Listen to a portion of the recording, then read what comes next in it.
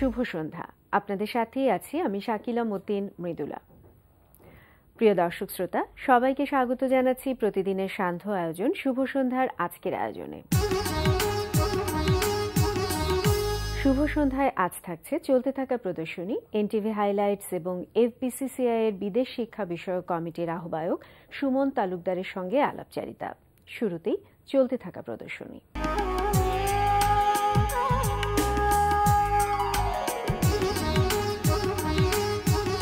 প্রথমেই জানিয়ে দিচ্ছি চৈত্রে বই উৎসব ও চলতে থাকা প্রদর্শনীর সময়সূচি। 10 প্রকাশনীর যৌথ আয়োজনে শাহবাগ জাতীয় জাদুঘর নলিনীকান্ত ভট্টশালী গ্যালারিতে অনুষ্ঠিত হচ্ছে চৈত্রে বই উৎসব 2016। উৎসব চলবে 12 এপ্রিল পর্যন্ত। ধানমন্ডির শিল্পাঙ্গন গ্যালারিতে অনুষ্ঠিত হচ্ছে শিল্পী সোহেল রানা প্রাণনের একক চিত্রকলা প্রদর্শনী এক্সিস্টেন্স। প্রতিদিন দুপুর 12টা থেকে রাত 8টা। এই সময় প্রদর্শনী চলবে 15 এপ্রিল পর্যন্ত। ধানমন্ডির আলিয়াস প্রসেসের লা গ্যালারিতে প্রদর্শিত হচ্ছে 3 শ্যাডোজ অফ আর্ট শিরোনামে শিল্পী রাশেদুল আলমের একক চিত্রকলা প্রদর্শনী। প্রদর্শনী চলবে আগামী 15 এপ্রিল পর্যন্ত। এবার এনটিভি হাইলাইটস।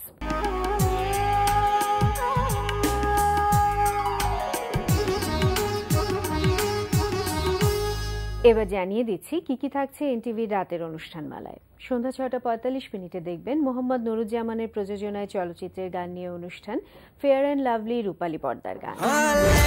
যদি যেতে বলি যাবে ওরা রাইট, আমরা যদি সকাল বলি বলবে ওরা নাই, মেয়েদের মন বোঝা নয় রে নয় সোজা। রাত 8:20 থাকছে লাকি ইনাম ও হৃদি হকের রচনায় এবং হৃদি হক ও কামরুজ্জামান রনির পরিচালনায় ধারাবাহিক নাটক শেষ বিকেলের গান। না বোঝার মতো আমি তোমাকে কিছু বলিনি শ্রাবন্তী। আমি তোমার পাশে থেকে তোমাকে সেভ করতে চাচ্ছি, বাট এভাবে আমাকে সেভ করার দায়িত্ব তোমাকে কেউ দেয়নি রাজীব। রাত 9টায় প্রচার হবে ওয়াহিদুল ইসলাম শুভ্রর পরিচালনায় রান্না বিষয়ক প্রতিযোগিতামূলক অনুষ্ঠান রূপচাঁদা the daily star super chef. আজকে আমরা বাংলাদেশের খাবার তৈরি করব, নিজেদের খাবার তৈরি করব। আপনাদের সময় শুরু হচ্ছে এই মুহূর্ত থেকে।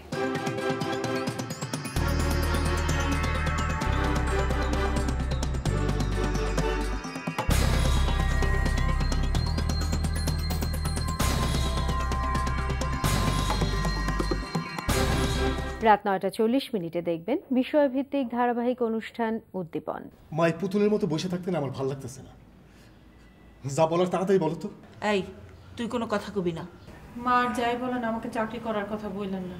রাত 11:30 থাকছে হাসান ইউসুফ খানের প্রযোজনায় সঙ্গীতানুষ্ঠান মিউজিক জ্যাম। রাত 12:10 থাকছে টক শো এই সময়। এই ছিল এনটিভি হাইলাইটস। এরপর আসছি আলাপচারিতায়।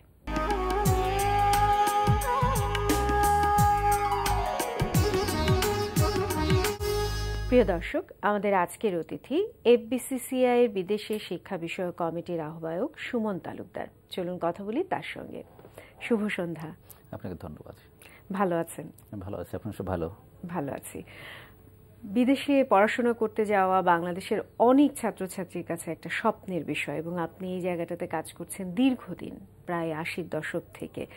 এতটা সময় এই জায়গাটাতেই কাজ করছেন এবং কাজ করার ক্ষেত্র হিসেবে এরকম একটি বিষয়কে বেছে নিলেন কেন? ধন্যবাদ আপনাকে। আসলে আমরা তখনই যখন ব্যবসাটা শুরু করি, ব্যবসা না সার্ভিস বলতে পারেন, যে আমরা দেখলাম যে বাংলাদেশ থেকে আমাদের যে ম্যান পাওয়ার, আমাদের জনশক্তি, এটা যদি লেটেস্ট টেকনিক্যাল এক্সপার্টিস অর্জন করা যায় আমাদের বিদেশে যেতে হবে। বাট বিদেশে যাওয়ার ওয়েগুলো কিন্তু আমাদের জানা ছিল না। তখন কিছু কিছু অ্যাম্বাসি বা কিছু কালচারাল সেন্টার, যেমন Russian cultural centre, Indian high commission, cultural wing, তারা স্কলারশিপ কিছুটা প্রোভাইড করতো। প্রাইভেট সেক্টর ছিলই না। দ্যাট মিনস প্রাইভেট সেক্টরে মানে বিদেশে পড়তে যাওয়া যায় স্ব-উদ্যোগ, এটা জানাই ছিল না। তারা গাইড পেত না। আমরা এই উদ্যোগটা নেই। আমাদের ইনিশিয়েটিভ ছিল ইন্ডিয়া থেকে, দেন গ্রাজুয়ালি সারা ওয়ার্ল্ড ওয়াইড আমরা নেটওয়ার্ক ডেভেলপ করি যে একটা ডিমান্ডটাকে আমার দেশের স্টুডেন্ট দে টু কোয়ালিফাইড, তারা কিন্তু অনেক বুঝে, অনেক এক্সপার্ট তাদের ভিতরে আছে, বাট সেটা কিন্তু তারা দেখাতে পারছে না। অতএব তারা যদি দেখাতে না পারে, তার মেধা আছে, মেধা যদি বিকাশ ঘটনা কোনো ওয়ে না থাকে, তার মেধা কিন্তু কাজে লাগছে না। যার জন্য কিন্তু আমরা নেটওয়ার্ক ডেভেলপ করে সারা ওয়ার্ল্ডের অনেকটা দেশ ইউনিভার্সিটির সাথে নেটওয়ার্ক ডেভেলপ করে তাদেরকে সহযোগিতা করার চেষ্টা করছিলাম, গাইড করছিলাম, এবং তারা কিন্তু অনেকটাই সাকসেসফুলি কিন্তু তারা বিভিন্ন জায়গায় আছে এখন। আমাদের দেশে দেখা যায় যে ছাত্রছাত্রীরা যখন বিদেশে পড়তে যায়, যে আমাদের দেশের যে মাস্টার্স কিংবা অনার্স বিদেশে সেটাকে একটু কম গ্রহণ করে। দেখা যায় যে যে মাস্টার্সে পড়তে যেতে চাচ্ছে সে এখানেও একটা মাস্টার্স করেছে, ওখানেও মাস্টার্স করছে। এটা কেন হচ্ছে? এটা কি কারিকুলামের কারণে? ধন্যবাদ। আসলে কারিকুলামের কারণ তো একটা বটেই, এর বাইরে কিছু ব্যাপার আছে। আমাদের দেশে মনে করেন হায়ার সেকেন্ডারি পাস করার পরেই আমরা কিন্তু হায়ার এডুকেশনে ঢুকি, দ্যাট মিনস 12 বলা চলে। হ্যাঁ, অনেক দেশে আছে 13, মানে 13 পাস করার পরে তারা কিন্তু হায়ার এডুকেশনে ঢোকে। এখানে কিন্তু একটা বছর গ্যাপ রয়ে যায়। কোনো কোনো দেশে কিন্তু কেউ যদি অনার্সে ঢুকতে চায়, একটা ফাউন্ডেশন ইয়ার তারা কাউন্ট করে, 1 বছর ফাউন্ডেশন করবে, তারপর তারা মাস্টার্স বা অনার্সে পড়বে বা গ্র্যাজুয়েশন পড়বে। মাস্টার্স লেভেলেও দেখা যায় যে আমাদের যে কোর্স কারিকুলাম বা আমাদের যে লেখাপড়ার স্ট্যান্ডার্ড বা ওই ইউনিভার্সিটির সাথে কোর্স কারিকুলাম মিল নেই, যার জন্য তাদের ফাউন্ডেশন ইয়ার নিতে হয়। মানে ফাউন্ডেশনটা কেন? ওদের কোর্সের, ওদের দেশের যে স্টুডেন্টরা যেভাবে কোয়ালিফাই করলো, একইভাবে আমাদের স্টুডেন্ট একইভাবে কোয়ালিফাই করে ওই প্রোগ্রামে ঢুকতে হবে। তো যে গ্যাপ যে থাকে, সেই গ্যাপটা পূরণ করার জন্য ফাউন্ডেশন প্রোগ্রাম বা জার্মানিতে স্টুডেন্ট কলিগ বলা হয় আর কি। এতে করে কম্পিটিশনে টিকে থাকাটা একেবারে খুব বলা যায় যে ভালোভাবে হবে আর কি। হ্যাঁ, বেসিক্যালি একজন ডোমেস্টিক স্টুডেন্ট, মানে যে দেশে পড়তে, ওই দেশে ডোমেস্টিক স্টুডেন্ট সমপর্যায়ে কোয়ালিফিকেশন সেক্ষেত্রে অর্জন করলো, যদিও তার একটা বছর চলে গেল, কিন্তু ওই দেশে পড়তে হলে ইউনিভার্সিটির যদি প্রত্যেকটা লেকচার ফলো আপ করতে হয় বা তার যদি মানে পড়াশোনা কন্টিনিউ করতে হয়, এর বিকল্প নাই। দীর্ঘদিন ধরে তো এক্ষেত্রে কাজ করছেন, একেবারে 80-র দশক থেকে এখন 2016। কোথায় পরিবর্তন হয়েছে এবং কোথায় মনে হচ্ছে যে আরো বেশি ডিফিকাল্টিস বাড়ছে এই ক্ষেত্রে? ধন্যবাদ আপনাকে। আসলে অনেকটা সহজ হয়েছে, আমি বলবো অনেকটা সহজ হয়েছে কোনো কোনো ক্ষেত্রে। যে আগে আমরা যখন শুরু করি তখন কিন্তু ইন্টারনেট যুগ ছিল না, মানে তথ্য আদান প্রদান এটা খুব ডিফিকাল্ট হতো। তারা বিভিন্ন কালচারাল সেন্টারে যেত বা আমরা হাতে গোনা কয়েকজন ছিলাম, আমাদের কাছে আসতো, বাট ব্যাপকভাবে কিন্তু আমরা সার্ভিসটা দিতে পারতাম না। অ্যাটলিস্ট তথ্যটা জানা দরকার যে আমি কোথায় পড়ব। ওই ইউনিভার্সিটির তথ্য যদি আমি জানতে পারি অনলাইনে, সেক্ষেত্রে কিন্তু আমি একটা ডিসিশন নিতে পারি, আমি একজন কনসালটেন্টের কাছে যেতেই পারি। কিন্তু তার আগে আমার কিন্তু সমস্ত তথ্য, আমি এলিজিবল কিনা, আমি ওই ইউনিভার্সিটিতে যে টিউশনকে সেটা কাভার করতে পারবো কিনা, এই তথ্যগুলি কিন্তু অনলাইনে ভাসতেছে এখন। এটা কিন্তু আগে ছিল না, মানে অনেকটা সহজ হয়েছে। প্রতারিত হবার সুযোগটা কমে গেছে না, অনেক হ্যাঁ, ক্ষেত্রে। সেটা তো অবশ্যই আছে। এর বাইরে কিছু কিছু ব্যাপার আছে, মনে করেন ভিসা অ্যাপ্লিকেশন পদ্ধতিটা অনেকাংশে সহজ হয়েছে। কোথাও কোথাও ডিফিকাল্টি যে অ্যারাইজ করে না তা নয়। মনে করেন আমার দেশের স্টুডেন্ট কোথাও পড়তে যাচ্ছে, তারা কোনো কোনো ক্ষেত্রে যদি ডিসিপি হয়ে যায়, ওখানে ভিসা পাওয়াটা তাদের জন্য কিন্তু কঠিন হয়ে যায়। মানে তথ্য প্রবাহ ভালোর জন্য হচ্ছে, কেউ কেউ তো এটা খারাপভাবে ইউজ করতে পারে। মনে করে একজন গেল পড়াশোনা, সে পড়াশোনা করলো না, সে জব করছে, আরেকজনকে সে ইনসিস্ট করলো তুমি একইভাবে কাজ করো, একটা ডিফিকাল্টিস অ্যারাইজ করে। বাট এখন এসে আমরা যেটা দেখছি, বিশেষ করে কিছু কিছু দেশের ভিসা অপারেশন, যে স্টুডেন্টরা ভিসা না পেলে তো সে পড়তে যেতে পারবে না, কোনো কোনো ক্ষেত্রে সে অপারেশনটা আমাদের দেশ থেকে চলে গেছে।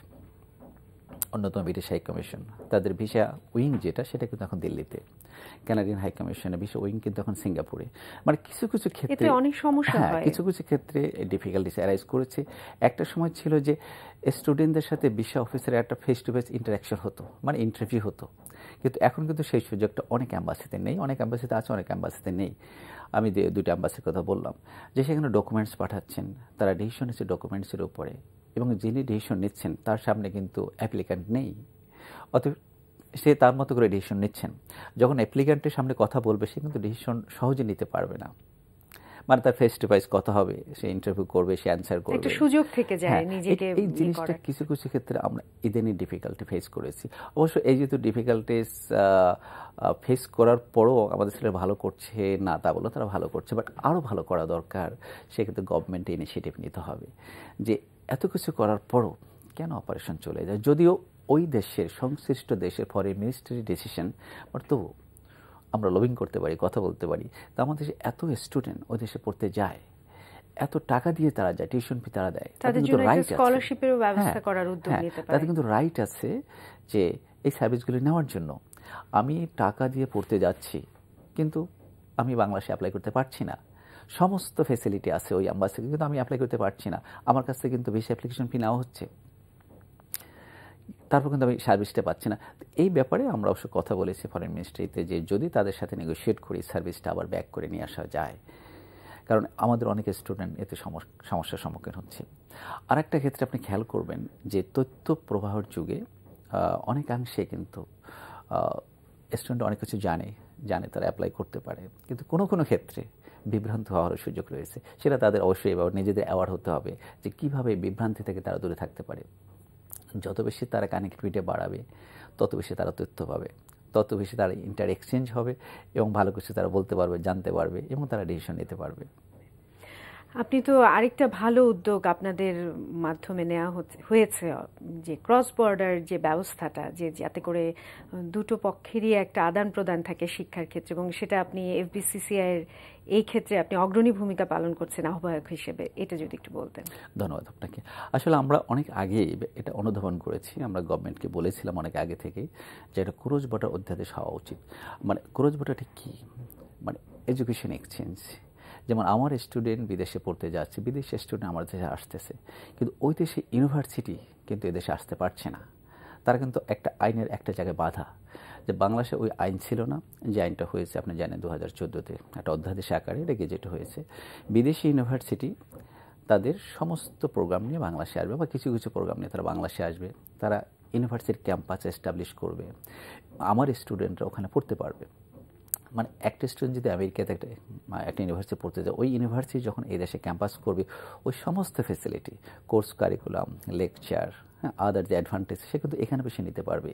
এবং সবচেয়ে বড় কারণ যেটা খেয়াল করবেন যে টিউশন ফিটা হবে কিন্তু আমরা প্রপোজ করেছি আমাদের মানে স্ট্যান্ডার্ড অনুযায়ী, ওদের স্ট্যান্ডার্ড অনুযায়ী না।